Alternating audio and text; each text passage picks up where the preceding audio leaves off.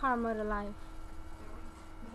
Slowly but surely you come to life through life's trials and tribulations to add discipline. Take every sin into consideration, especially the one done to the good. Hardships and struggles develop one's character, but to have someone destroy another one's journey is simply unacceptable. To have children's innocence stripped and have them become ridiculed, karma bites and stabs with daggers the size of shack shoes. Underdeveloped minds caught in hype, and everything in the dark eventually comes alight.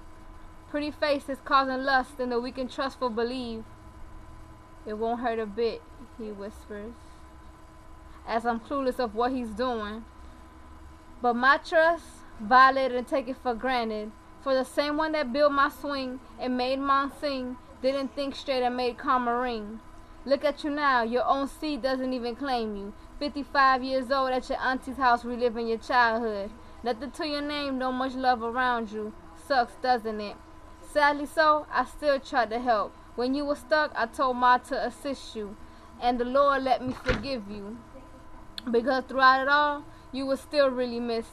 And the tears still flow just the thought of your actions. Why did you let the cruelty take over? Life would have been sweet as cake, but you didn't see it that way.